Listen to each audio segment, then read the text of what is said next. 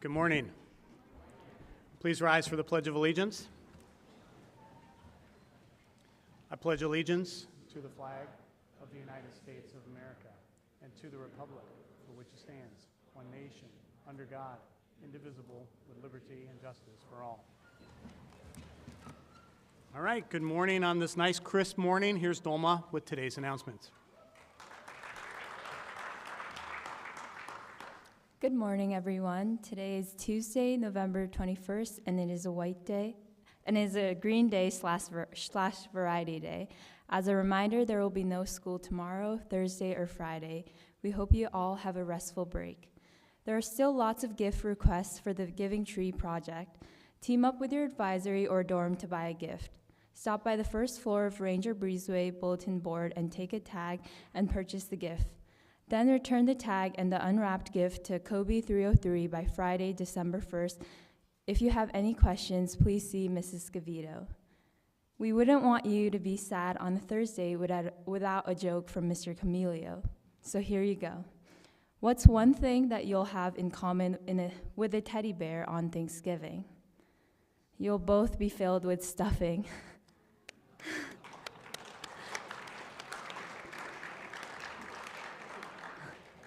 Mr. Camilio wishes you all a happy and safe Thanksgiving. Happy birthday today to Aaron Kavam, Aiden McLean, Derek Stratton, Michelle Roy, and Olivia Webster.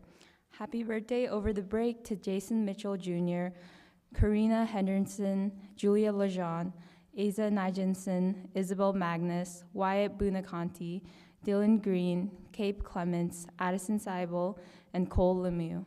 A special early birthday to Lucille Farrell Garcia from her advisory.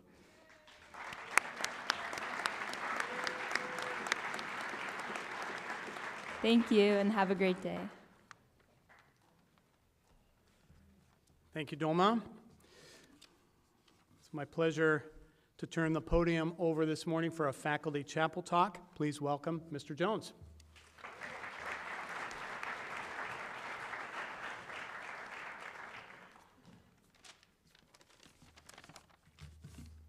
Morning.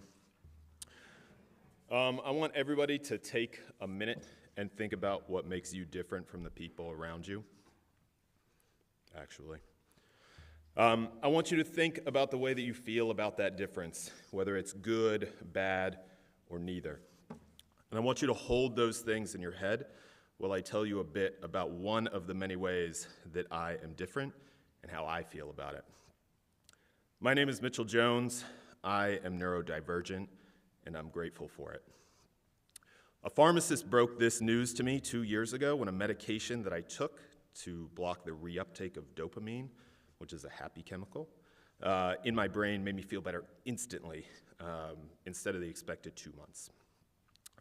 He asked me if I had ever been diagnosed with ADHD, as a major symptom of ADHD is a lack of dopamine, and I was incredulous.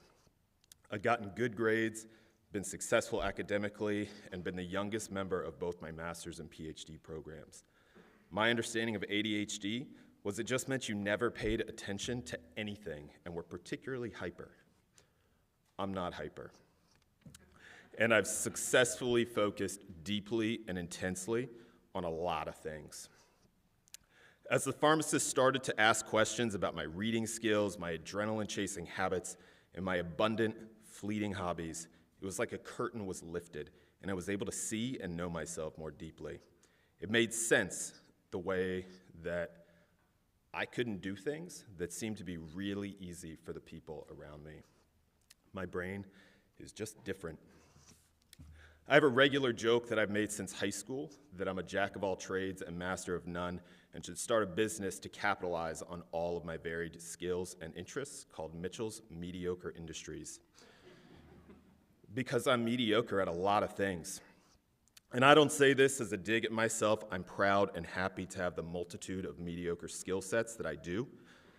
I can do mediocre, here's the list: welding, watercoloring, car repair, sewing, scuba diving, whitewater kayaking, spoon carving, Indian cooking, hide tanning, microgreen growing, Scrabble playing, financial investing, butchering, rug hooking, leather working, computer coding, harmonica playing, canning, hand hewing, taco making, motorcycle riding, cookbook writing, sheep farming, and baristaing.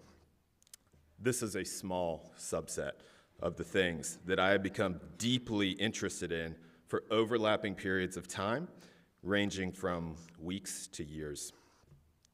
I learned they're called hyperfixations. Through these fixations, I have learned and experienced so much.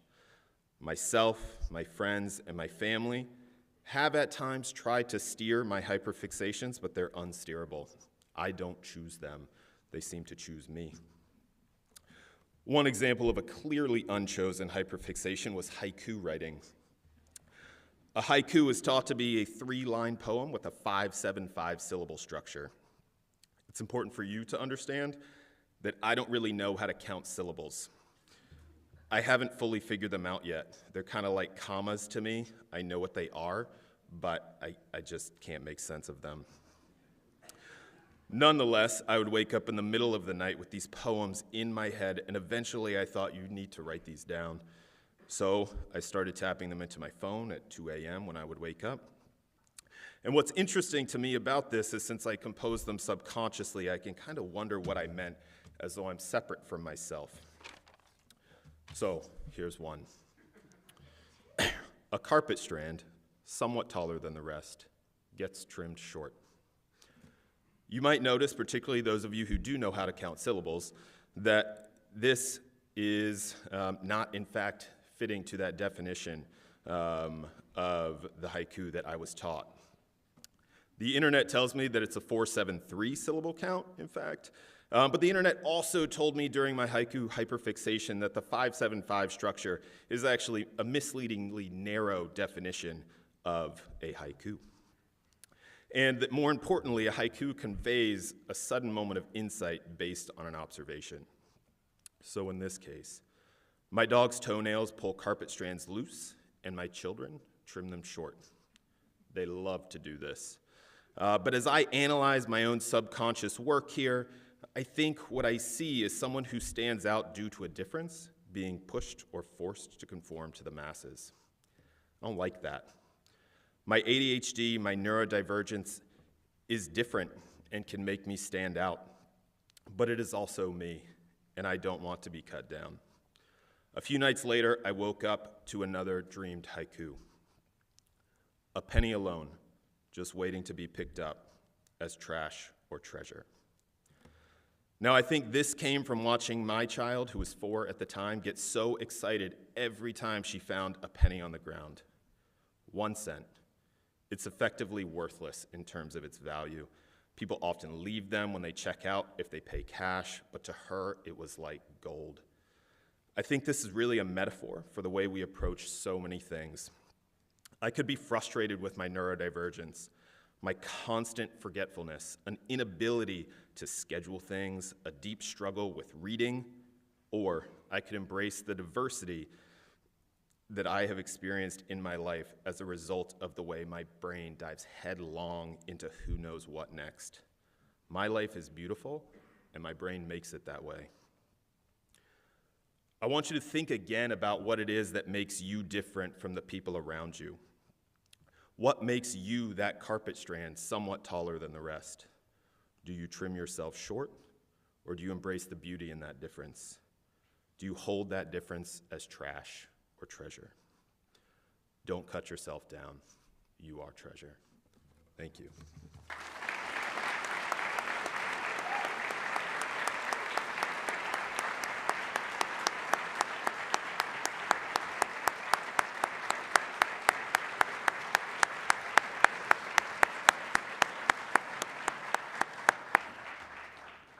Mr. Jones, thank you for sharing this morning. Appreciate your comments. And I'm struck that Mr. Jones, as he talks about his fixations, I think that shows us a great example, too, of being a lifelong learner. So whether you happen upon haikus or something else, again, it's always great to see somebody who has those fixations, always wants to learn, and is always pushed, or maybe those fixations are indeed finding you. But it's fun to hear from you, so thank you. So last year, I stood up here, and I think everyone who is a returning student heard about my shoe shining. And just as a quick review, the shoe shine talk that I gave last year was actually a talk about time. And I told you a bit about having the wonderful honor to work with a mentor as a young baseball coach in international baseball. I worked with a guy named Larry Smith, and his tradition was to have his athletes and his staff clean their shoes up their cleats before a game, and to spend that time the night before thinking a bit about what is ahead for you, focus on your game. For coaches, we would think about our assignments for the next day, things that we'd be paying attention to, whether it was a dugout assignment, pregame assignment, etc. And it was something that I took into many aspects of my adult life. And actually, if you look at my shoes, I would actually say that they're not terribly shiny all the time. And I think it's a reflection of the fact that I don't really care if they come out looking perfect or not. It's really the process of being able to sit down and have a little time with myself, to my thoughts, think about what's ahead for the day, clear my brain, etc. And I bring that up this morning. I'm not going to regale you with any more shining, but I bring this up this morning because you have some time that is ahead of you.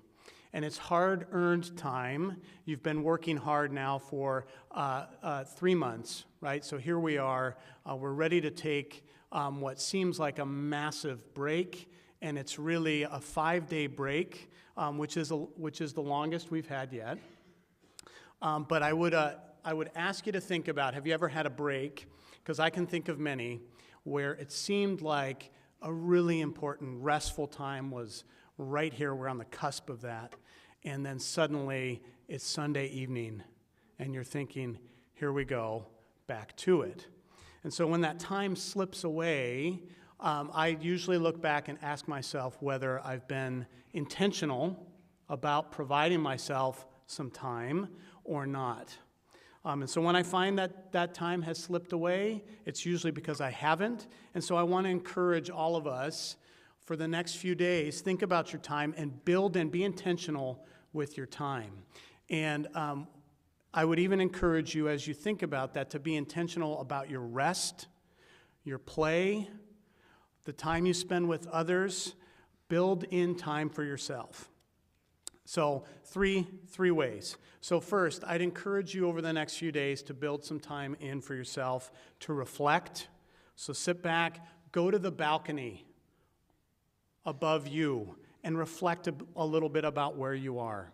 Think about where you are in this arc in the academic year, in the semester. We return after Sunday evening. We come back for 3 weeks, including exams. So think about where you are right now in terms of your goal setting and what you set out to do at the beginning of this semester. So reflect a little bit. Think about some of your personal goals, your academic goals, etc.